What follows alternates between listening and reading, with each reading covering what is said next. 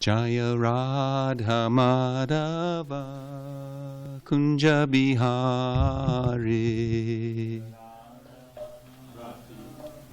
I would, thank you.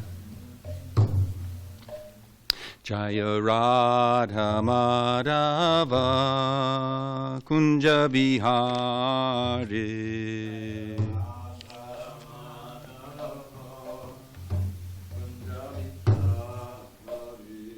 Jaya Radha Madhava Kunja Bihari.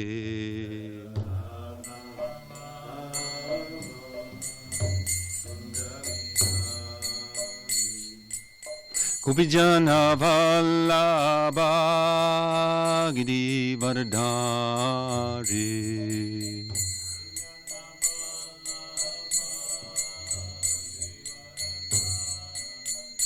Jai Gopijana Vallabha Girivardhari.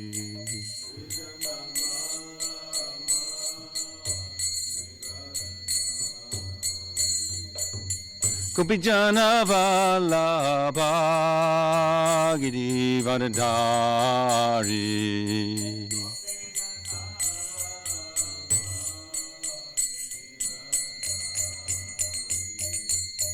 Yasoda Nandana Brajajana Ranjana.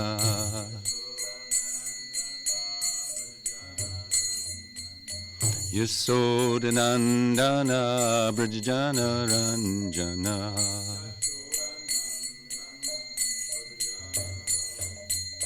Yasoda Nandana Brajajana Ranjana.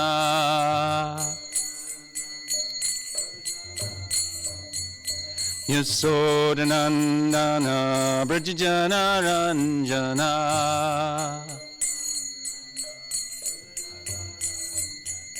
Yamuna Tira Vanachari.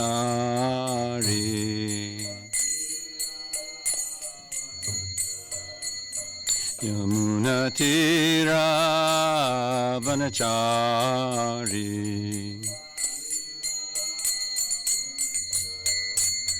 Yamuna Tira Vanachari.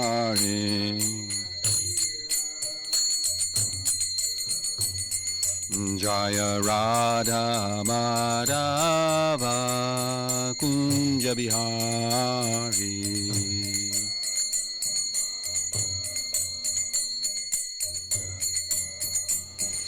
Jaya Radha Madhava Kunja Bihari.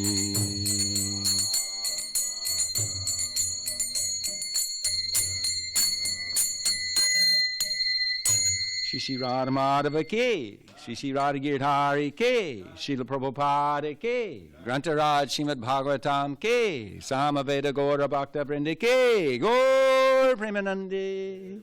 All glories to the assembled devotees. All glories to the assembled devotees. 1, 2, 3, 4. All glories to the assembled devotees.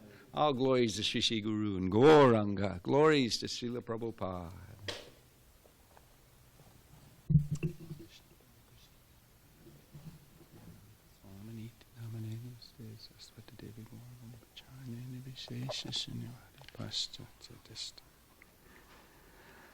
Om Namo Bhagavate Vasudevaya.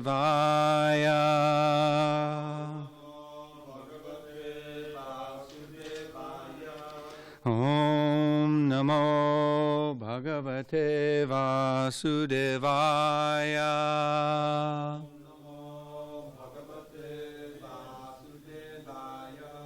Om Namo Bhagavate Vasudevaya.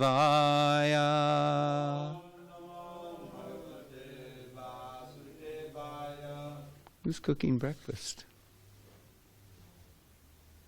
Bhakta Zach? Is that all? And Ryan, Jai. We're getting to hear from Srimad Bhagavatam, Canto 4, Chapter 12. Dhruva Maharaj goes back to Godhead, and it's text number 19. as some will be happy to hear, it's a short one.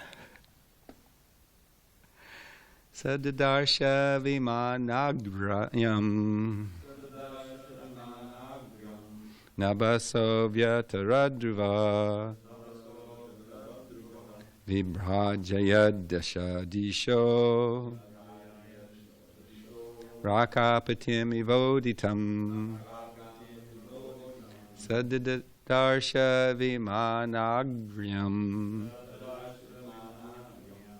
Nabasovya taradruva Vibhrajaya disho Rakapatim ivoditam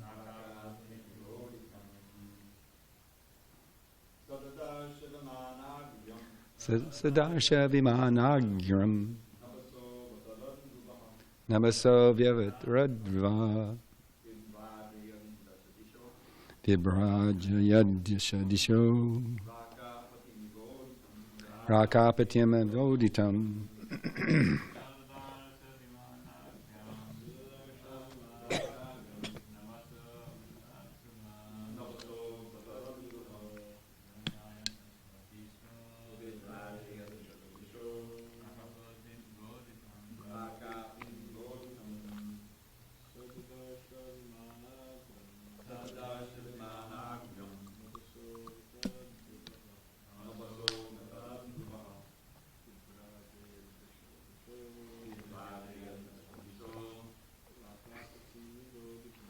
Rakapatim ivoditam Sadadarsha vimanagyam Nabasovyaftaradrava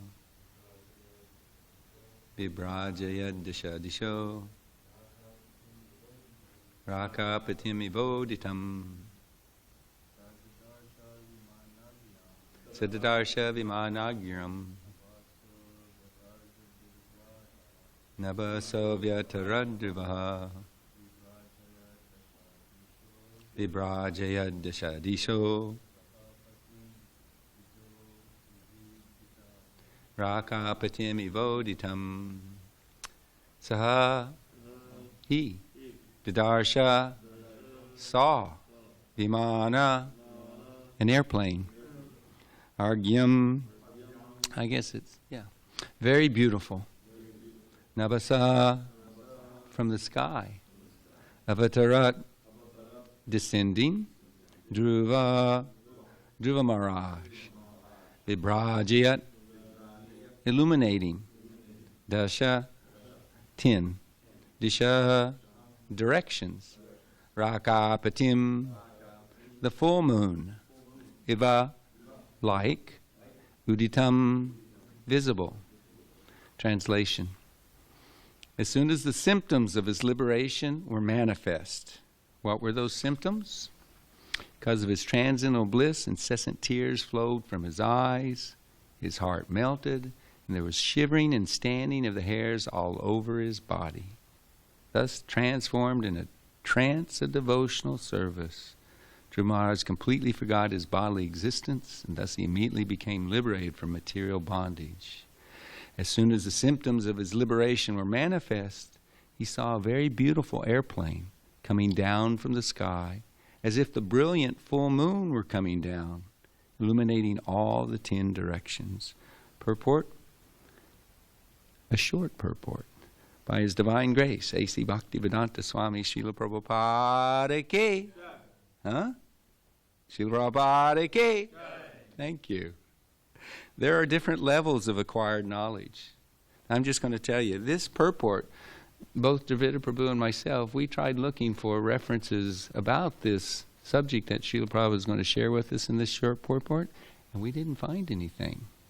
So this is something for you to take note of, because you can put it on the back shelf and go, let me keep an eye out. 5 kinds of knowledge. What's going on here? So here's what Srila Prabhupada shares with us. There are different levels of acquired knowledge. Direct knowledge, knowledge received from authorities, transcendental knowledge, knowledge beyond the senses, and finally, spiritual knowledge. When one surpasses the stage of acquiring knowledge by the descending process, he's immediately situated on the transcendental platform. Dhruva Maharaj, being liberated from the material concept of life, was situated in transcendental knowledge and could perceive the presence of a transcendental airplane, which is as brilliant as the full moon. This is not possible in the stages of direct or indirect perception of knowledge. Such knowledge is a special favor of the Supreme Personality of Godhead. One can, however, rise to this platform of knowledge by the gradual process of advancing in devotional service or Krishna consciousness. Need a little help here, my friends. Can you consciously pray to Srila Prabhupada, Guru and Vaishnavas for some mercy here? Om Jnana-timirandasya Gnanjana Salakya Chakshun Militam Yena Tasmai Shri Gurave Namaha Shri Chaitanya Mano Bhishtam Stapitam Yena Bhutabale Swayam Rupa Kadabhayam Dadati Padandikam Vandeham Sri Guru Siyuta Padakamalam Sri Gurun Vaishnavamscha Sri Rupam Sagrajatam Sahagana Raghunathan Vitam Tam Sajivam Sadvaitam Savadutam Parijana Saitam Krishna Chaitanya Devam Sri Radha Krishna Padam Sahagana Lalita Shiva Shakan Vitamscha Hey Krishna Karana Sindho Dinabandho Jagatpate Kopesha Gopika Kanta Radha Kanta Namostate Tapta Kanchana Gaurange Radhe Vrindavanishwari Vrishabhana Sutta Devi Pranamami Hari Priye Vanshakapatarubhyascha Kripa Sindhu Bevacha Patitanam Bhavanebhyo Vaishnavebhyo Namo Namaha Nama Om Vishnu Padaya Krishna Pristaya Bhutale Srimate Bhakti Vedanta Swaminiti Namane Gauravani Pracharane Nivishesha Sunyavadi Paschatya Deshatarane Shri Krishna Chaitanya Prabhu Nityananda Shri Advaita Gadadhar Shivasadi Gaur Bhakta Vrinda Hare Krishna Krishna Krishna Hare Hare Hare Rama Rama Rama Hare Hare. It's so easy to get distracted when one has not realized the transcendental knowledge. We'll touch on that in this discussion. Point 2, Bhakti Glenn, every day when we say prayers, you ought to grab that book and you can read along. Some speakers ask for everyone to chant, some don't, but you can read along and you can also learn the prayers and their meanings that way. Not just learn the Sanskrit, but learn what they mean. Wonderful prayers given to us by the previous acharyas. So, some nectar right there. So, thank you, my friends. 5 different levels of knowledge. Let's start off this way. Yomam evam asamutto janati purushottamam sasarvavid bhajati mam sarvabhavena bharata. Krishna says, whoever knows me as the Supreme Personality of Godhead, without doubting, is the knower of everything. He therefore engages himself in full devotional service to me, O son of Bharata. Iti guyam tamam shastram imam uktam mayanaga etad budva buddhiman shat kritakrityascha bharata. This is the most confidential part of the Vedic scriptures, O sinless one, and it is disclosed now by me. Whoever understands this will become wise, and his endeavors will know perfection. So everybody who's here, we want to know Krishna. That's why we're here. We want to learn about Krishna, how to please Krishna through service. We want to learn what does he like, what does he not like. And Srila Prabhupada, the spiritual masters, they kindly represent the Lord and the scriptures so that they can give us this knowledge. Now, before one comes to Krishna consciousness, everybody's taken advantage of direct knowledge. Direct knowledge in Sanskrit is called pratyaksha. It's sensory perception. The scientists, it's their whole deal. If I can see it and I can verify it, then I'll believe it. If it's not under my microscope or in my telescope, if it's not in the vision of the senses, if I can't grasp it, control it, then basically, as the general rule of science goes, they throw it out. That can't be. It's not scientific.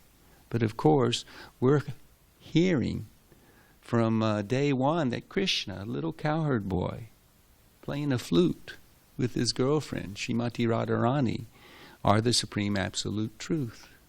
This is inconceivable. I mean, even Lord Brahma and Lord Shiva have an incredible time trying to comprehend their worshipable Lord in his most intimate and original form as Krishna, Radha Krishna. So you aren't going to be able to see God. That's something that I quoted day before yesterday. He's not matter. He's transcendental to matter. He's the creator, the origin of matter. He's the controller of matter, the enjoyer. If anyone's, he doesn't look for pleasure in this material world, but all the energies serve him for his pleasure. So, those who have a desire to understand what's beyond the covering of this dark universe, then they're advised to approach a spiritual master. Tad vijnanartam sa gurum abhigachet. You have to abhigachet, because by your speculation, by the strength of your limited intelligence, you're not going to understand Krishna.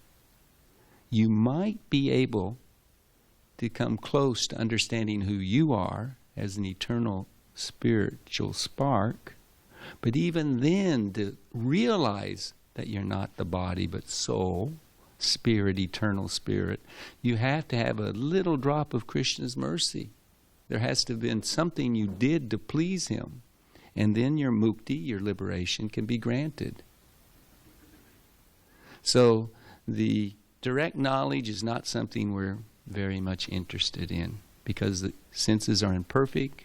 The sun looks like it's the size of a dish, a quarter, whatever, when we know it's much bigger than the earth, etc. You can't even see your eyelid in front of your eyes. Don't have to elaborate too extensively. The senses are imperfect. We make mistakes. What's that first one? Make mistakes, imperfect senses. We're subject to illusion. And when we try to share that knowledge with others, quote unquote knowledge, then we are a cheater. We cheat others. We're cheating ourselves, and we cheat others if they listen to us. So direct knowledge we're not interested in. Now, receiving knowledge from authorities. Now, if Prabhupada didn't further elaborate in the purport about what kind of authorities, then you could say, well, hey, I've got my professor so-and-so, Hawkins or whatever, he's my authority, so I get all kinds of knowledge. But no, Srila Prabhupada says that this knowledge received from authorities is the descending process. When you're using the strength of your own mind and intelligence, that's called the ascending process. But descending means it's coming from above, ultimately from Krishna. All knowledge comes from Krishna. He's the source of knowledge. He's knowledge personified, etc. And Balaram is the personification of that. Some vit potency, the potency of knowledge. Even when it's pervertedly reflected in this world, it's coming from Balaram. It's coming from Krishna. What to speak of transcendental knowledge. So Srila Prabhupada is saying to get to transcendental knowledge, you have to go beyond the ascending and descending processes of knowledge, which is really interesting, because we're totally grabbing on to the descending process as we're supposed to. Whatever a transcendental Mahabhagavat spiritual master says, you can put your life on it, that it's the absolute truth. And what bewilders some less faithful, what to speak of non-devotees, less faithful devotees, what to speak of non-devotees, is that sometimes it appears as if there's a difference of opinion or contradictions of the statements of different self-realized, God-realized spiritual masters. I mean, even in the four sampradayas, one of the acharyas says it's all purified oneness. Another says, no, it's all purified duality. We are, I've forgotten the Sanskrit, but you got Shuddha-Dvait, Dvaita-Dvait, different and the same. And there's four varieties of looking at the same subject matter, the absolute truth. Are we one with God in a qualified way, as Ramanuja Acharya says? Or is it like Madhvacharya says, no, there's an eternal difference between us and God? Or we're fortunate enough to come to the complete understanding of the absolute truth given by Lord Chaitanya Mahaprabhu and Rupa Goswami and their followers, and that is Achintya Bheda Bheda Tattva. That it's inconceivable. Let's start off with that. If you want to understand who Krishna is, you have to accept he's inconceivable. You're not going to get him with your brain. There's a famous Tatark. What's the? You can't understand the Lord by logic. Tatark.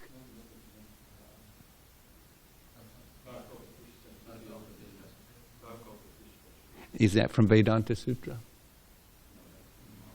Mahabharata. Okay. There's another mantra from the Vedanta Sutra that says the same thing. You're not going to get it simply on the strength of your brain. We quoted Prahlad Maharaj in that vein day before yesterday. And we heard a nice verse from Shruti, the Upanishads, Katha, wasn't it?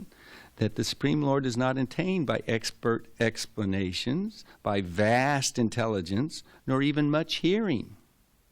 Well, what are we doing sitting here in Bhagavatam class trying to hear and trying to apply our intelligence? If we're not going to understand him, what are we doing? I don't get it. But it's qualified when the second half of the verse says, he's attained only by one whom he himself chooses. To such a person he manifests his own form. And in the next to the last sentence of the purport, Prabhupada says, so such knowledge is a special favor of the Supreme Personality of Godhead. We have to understand that transcendental realization, transcendental knowledge is the gift from Guru and God. If you don't get the blessings of his servant, the Lord isn't going to benedict you with his knowledge, Shakti, the realizations of the absolute truth. That's how it works. It's a gift. And we show our sincerity of purpose, hoping that the Lord and the spiritual master will bless us and manifest that realization within the heart. You see, I'll quote Bhakti Siddhanta Saraswati Thakur. In glorifying Bhakti Vinod Thakur, he said, there are many devotees who have memorized Bhakti Vinod Thakur's teachings in its entirety. That's saying a lot. He had like 100 books or something like that. But they got it. They had it memorized. They could sit here and boy, could they tell you what he said. But then he went on to say, however, many of such persons have not understood one word of the teachings of Bhakti Vinod Thakur. Huh? It's not simply by learning, and it's not simply by your intelligence, nor even repeating what sounds like transcendental knowledge that will give you the mercy of Krishna, that will please Krishna. That's only through devotion. So if we're not begging to be an instrument in passing the knowledge, the teachings of the Lord and our spiritual master on, then our false ego will block it. It'll sound like the scripture.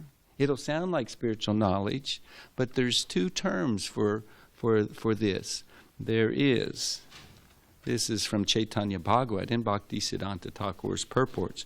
There's Agya Rudi, which means the ABCs of the vocabulary that is used in any language. Bengali, Sanskrit, English, you say, whatever it is. That language, those words, that knowledge, which is not simply expressed and used for pleasing Krishna, for the service of Krishna and his devotees, it's Maya. It's temporary. It has hardly any value. In an absolute sense, the pure Vaishnavas can say it has no value. You've heard of that saying, milk touched by the lips of a serpent? There are some who are so contaminated and so envious of Krishna, they can be quoting scripture, they can be chanting Hare Krishna in their yoga get-togethers or festivals or whatever, but the benefit is poison. You end up thinking the goal of life is to be healthy and have sex. Something along those lines. Rusted iron compared to pure, unalloyed gold of transcendental knowledge in service to Krishna. And when one is using the language, the words, the alphabet, the Maha Mantra in the service of the Lord, wanting to please them, then it's known as Vidvadruti. It's transcendental. In fact, Lord Chaitanya, when he came back from Gaya, his duties, his service was he was a teacher. He was the most intelligent and famous teacher throughout all of Navadvip, and it was a metropolis at that time. Millions of people lived in Navadvip, and he was the star. No one could defeat him. No one could equal him. And when he came back, having received the mercy and transcendental knowledge from his spiritual master, Ishwara Puri in Gaya, when he came back, when he started to perform his duty of teaching his students, he had lots of students. And what he had been teaching was logic and grammar. And when he began to teach them, he wasn't his old, arrogant, extremely knowledgeable scholar. He had been transformed into a humble, ecstatic devotee. And in his lessons, in his ecstasy of serving Krishna, he could not help himself, but he would describe how every letter and every word was glorification of Krishna. Everything comes from Krishna. And the pure Vaishnavas, Lord Chaitanya plays the role, the Lord himself in the mood of a devotee, he shows us that.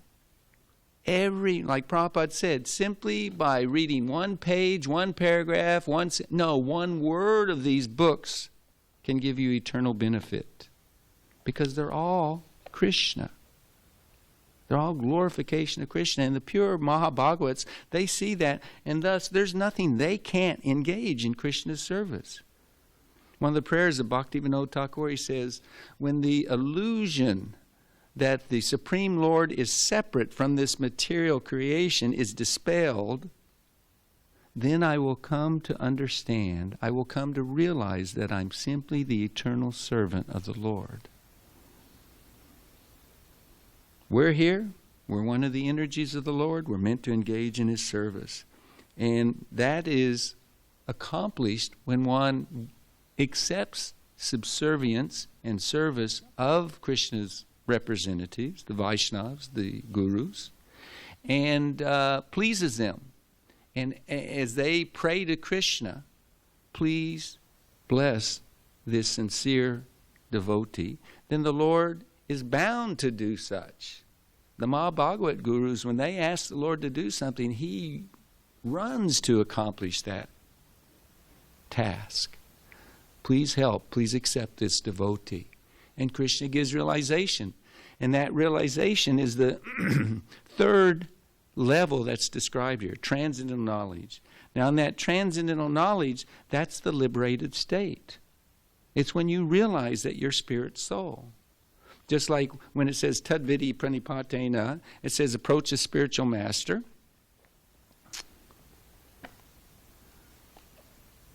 Hopefully I've got it, yeah. To learn the truth. And they say how to approach him, submissively, render service, and if you have questions after listening to him, then inquire, not challengingly, but submissively. A devotee's intent is to apply our intelligence in how everything that's stated in Scripture and by Paramahamsas is true, not how it's not true. Philosophical speculation's okay. Let me apply my tiny brain to try to grasp. Well, I'm trying my best, but please give me your mercy so I can understand it. So the spiritual master wants to give you the truth. And what is that truth? Having obtained real knowledge from a self-realized soul, you will never again fall into illusion. For by this knowledge you will see that all living beings are but part of the Supreme, or in other words, that they are mine. Transcendental knowledge begins from self-realization. That I'm spirit soul, and all life, all living entities, they also are spirit souls, part and parcel of Krishna. And our purpose is to serve him. And in Krishna consciousness, it's so nice, because the Mayavadis, if they have a little pinch of the, not Mayavadis, the Brahma, well, yeah, we'll say Mayavadis, but Brahmavadis, anyone who really wants to get liberated, they understand from the teachings of the Shankara Sampradaya that I want to become liberated. If they do some little bit of bhakti, maybe after hundreds of lifetimes or whatever, they can get what they want. And they'll understand the sense of eternality, and they'll merge into the effulgence of the Lord. That's what they get. The devotees think, what a waste of time, how hellish that is. And Srila Prabhupada explains that in Krishna conscious self-realization, not only are we striving for awareness of who we are, realization of who we are, we want to know who Krishna is, because our identity, where is it? Muktir hitvan yata rupam surupena vivastiti. Liberation for the Vaishnavas is to understand our constitutional position. And what is that? We're the eternal servants of Krishna and his devotees. So when the sun rises, you not only see the sun, but you also see yourself. So in Krishna consciousness, both things are accomplished. Self-realization and God-realization by the grace of Guru and the Lord. So after transcendental knowledge comes the knowledge beyond the senses, Srila Prabhupada said. So not finding anything in relationship to the 5 topics of knowledge, I did know of 2 sets of classification of hearing and also remembering. Both of them are in relationship to smarna, Shravanam, Kirtanam, Vishnu, Smarna. Hearing, chanting, and remembering the glories of the Lord. In remembering, in that category, whereby even simply by that process one can attain perfection or love for Krishna, there's a breakdown of 5 levels of it. In the Nectar of Instruction, Srila Prabhupada's purport primarily focuses on hearing. He comes from it from that angle. And in the purport to the verse that I just referred to by Prahlad Maharaj, Shravanam Kirtan Vishnu, he refers to it in terms of meditation on and remembering of a form of the Lord, specific form of the Lord, to reawaken one's relationship with the Lord, our eternal identity. So I'm going to go ahead and share with you those. Direct knowledge, no, let's go with this way. In Nectar of Instruction, Shravanadasha means hearing. It also is said to be recollection. So you hear something and you kind of remember it. Like, what was that verse? What did I had the Nayam. I had the first word. But, yeah, Dravida Prabhu has it. Krishna shared it with him. So you recollect sometimes. Why? Because you've heard. You know, if you're not paying real attention in Bhagavatam class, you're going to forget 80% of what was spoken in the class. The people who take notes, they're going to remember a bit more. But anyway, hearing, that's where you can begin to accumulate that knowledge, where you might be able to remember it. Might not, but you're starting to remember. In 7th Canto, the first level is conducting research into the worship of a particular form of the Lord. Now for us, Srila Prabhupada has given us Bhagavad Gita and Srimadbhagavatam. Where is the teachings of Bhagavad Gita and Bhagavatam leading us to? To the lotus feet of Krishna. The Paribhasha Sutra, the essential foundational understanding of Srimad Bhagavatam is Ete Chamsa Kalapumsa, Krishna's tu Bhagavan Swayam. That of all the unlimited incarnations and expansions of the Lord, the origin of them all is Krishna. And so in the beginning we hear everything and we're taking it in. But as you progress in Krishna consciousness, like you get to the 18th chapter of Bhagavad Gita, what's Krishna say? We've heard 100 classes on it. Sarvadharmam Parityajya. Just surrender to Krishna. Forget everything else. Surrender. And Vishwanath Chakravarti Thakur explains, how do you surrender? That's the next verse. Manmana bhava mad bhakto majaji mam namaskaru. Simply remember, absorb your consciousness, like Dravida Prabhu was saying the prayer, may my consciousness become absorbed in the teachings of my spiritual master. Because those teachings are going to be the glorifications of the name, the form, the qualities, the associates, the pastimes of the Lord. That's what they're giving us, entrance into Vrindavan, the highest abode of the spiritual worlds. So we read all these things, but in the purport of that verse, Manmana Bhava Bhakto, Srila Prabhupada says, actually we want to reawaken and constantly be remembering Krishna, the son of Mother Yasoda, the darling, the beloved of Srimati Radharani. That Krishna, Vrindavan Krishna, not Dwarka Krishna, not Sita Ram, not Lakshmi Narayan. Lord Chaitanya came to give Krishna prem. Second part in the nectar instruction, constant hearing. It's called Varna Dasha. And you start to become absorbed in it. And you are accepting, the forms of the Lord, the names of the Lord. And you're working on it. In 7th canto, second level, it's called concentrating the mind on one subject. Okay, I got my goal. Keep your eyes on the prize, stay in focus, and you withdraw your mind's activities from thinking, feeling, willing about all the other subjects. That was the verse, the letter we quoted to Jnana Shah. No, not that letter. Morning Walk in Caracas. Forget the workings of this world. It goes on perfectly by the arrangement of the Lord and the reactions and reactions of all the, living entities. It's going to do what it does. They're going to get what they're going to get. But we focus on pleasing Krishna. So the third level is called Smarna Vashta in the nectar instruction, where you begin to get a taste while you're chanting. It's so wonderful. You can start out a kirtan, and you're kind of like, how would you say it, Balaram? You're kind of like, the motor's on, but, the engine's not too warmed up. You're in neutral. But by the magic of association of the devotees and the chanting of the names in front of the Lord, when the sincerity's there, all of a sudden you've got a whole nother reality where you're tasting the pleasure of serving Krishna through chanting his names.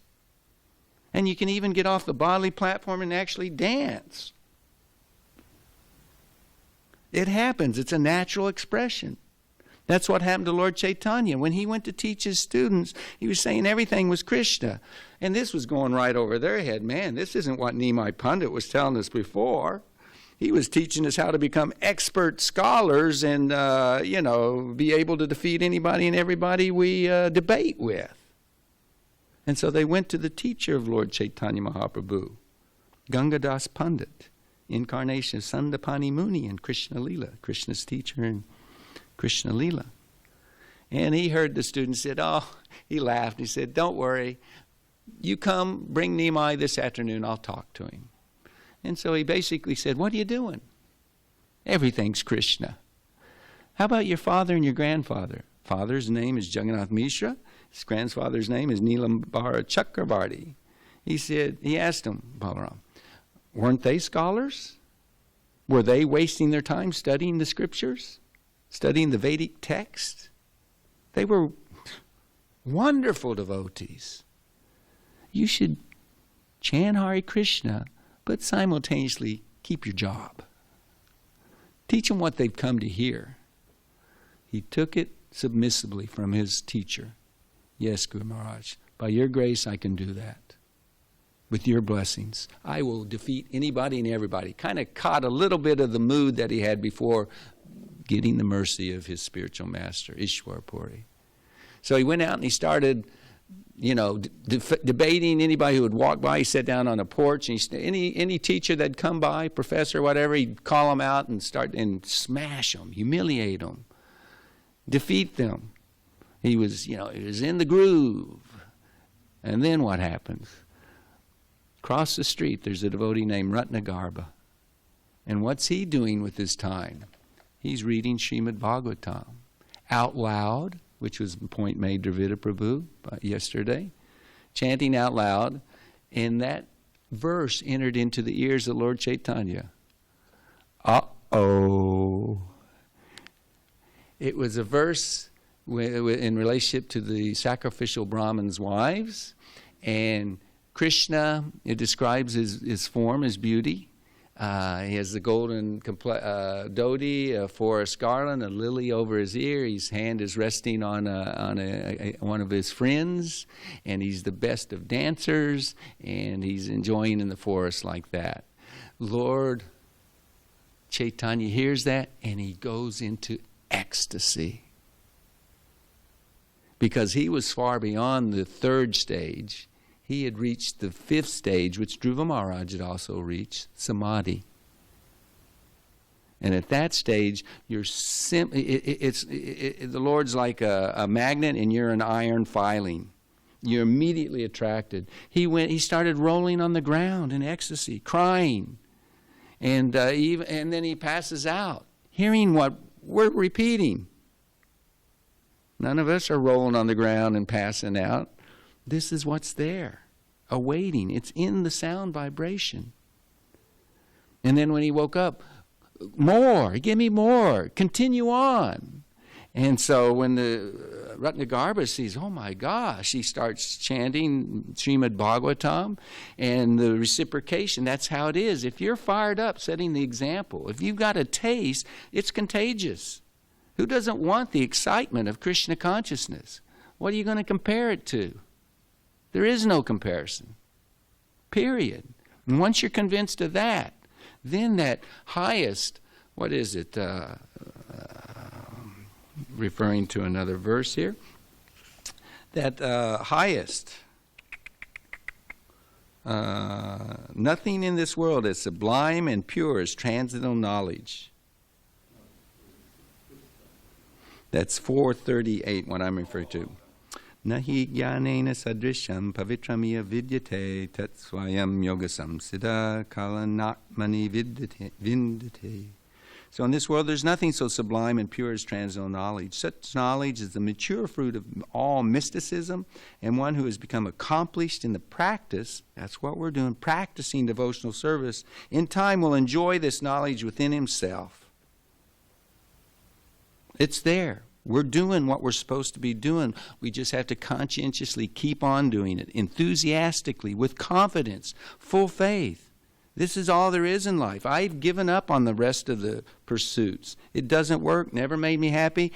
Guess what? It never will. It never has made anybody happy. Only devotional service. And that's all that attracts Krishna, is that devotion, that bhakti, that love, that desire to please him.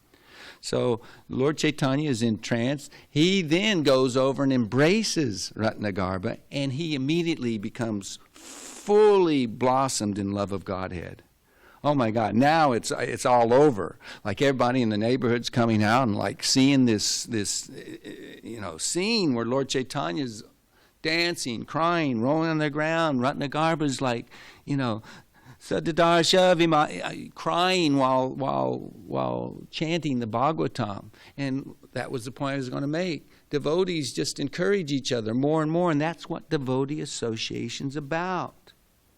Get fired up and encourage each other. Do the best you can to serve them.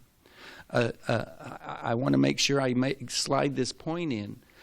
A good symptom to show that you're getting transcendental knowledge, transcendental benefit by reading Prabhupada's books, and assimilating this knowledge. You're scrubbing your brain. It's being washed.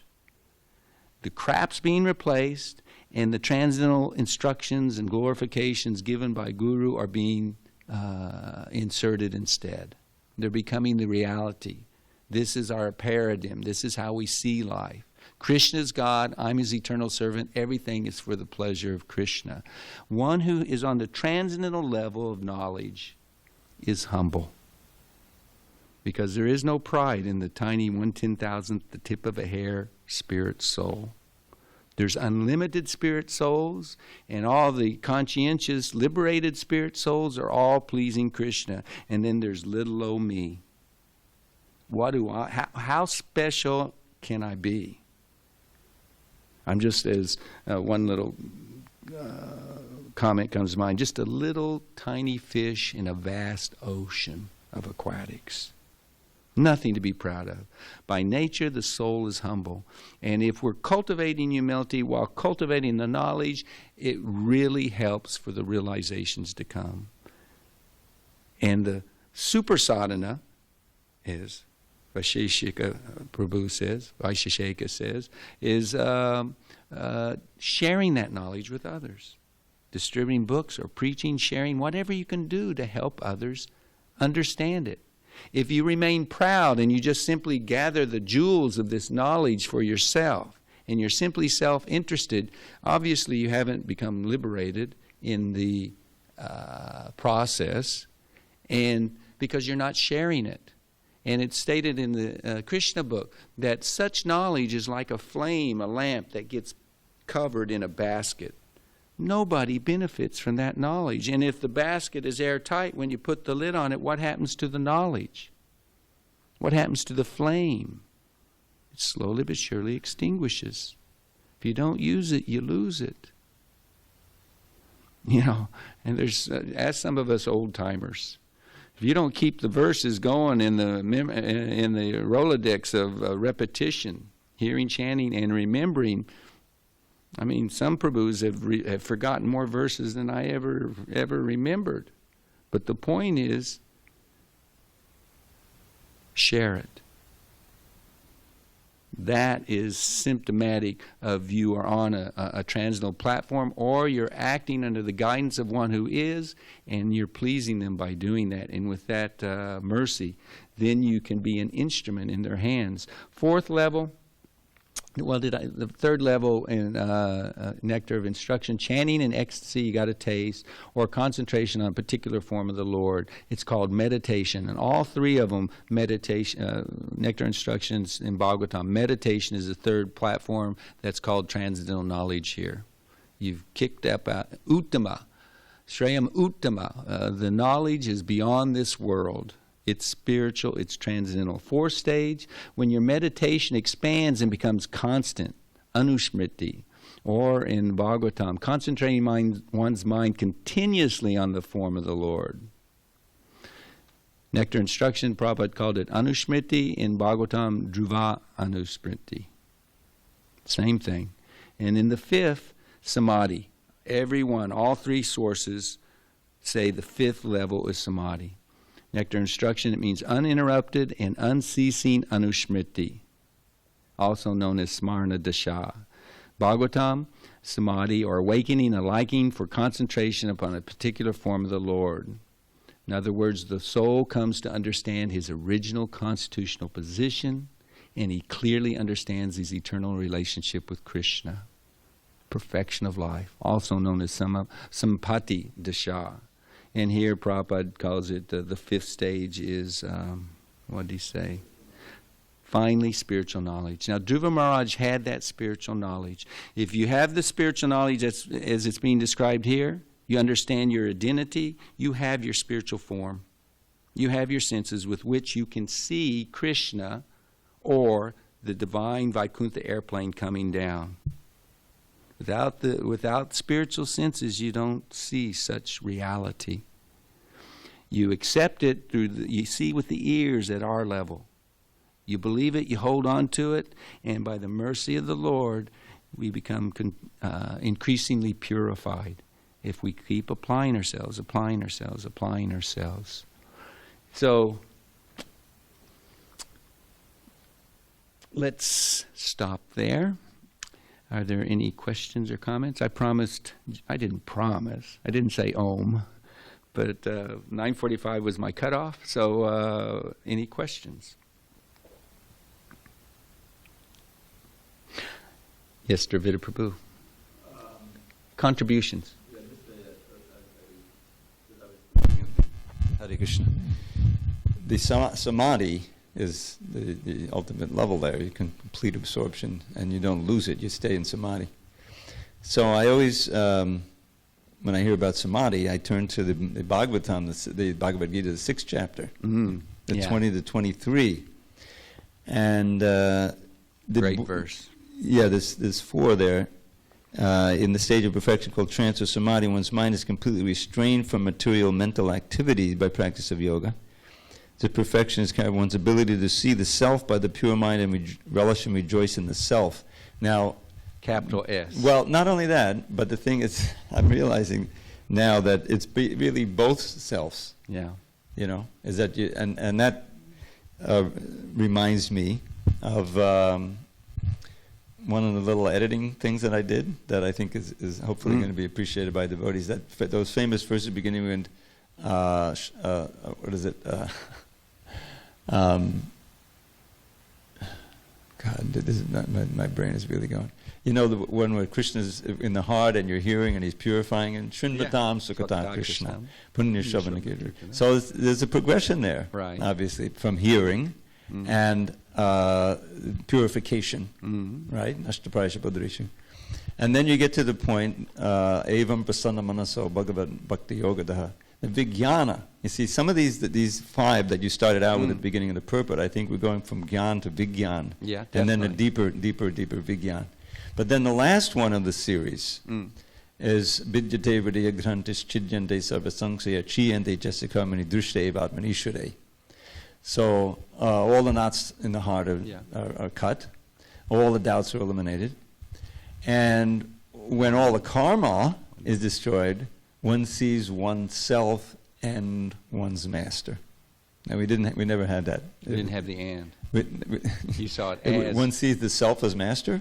I mean, that's caused a lot of confusion in devotees for years because it's low L, small s self. One sees I'm seeing myself as master. After all of this, now I'm the master. That doesn't make sense. Anyway, so in the beginning of that purport, it became clear what Prabhupada was meaning there. He says, when one gets direct perception of the Lord, one sees oneself at the same time. So it's both selves. Yeah. And it's exactly what you're talking about. You get a vision of your Sarup Siddhi, you understand who you are in relation to Krishna, and you're established there. But the thing that, the Buddhi Grayam, you see, Buddhi Grayam Atindriyam. In the 623? Yes. Sukhamachandikam yatad Buddhi Grayam Atindriyam. That one experiences ultimate happiness and perceives it through the intelligence and completely transcendental to the senses. In other words, there's an element of knowledge there. The intelligence is being employed at every point. And that's where you keep... That's the spiritual intelligence. Yes. You have to say that's the spiritual intelligence. Of course.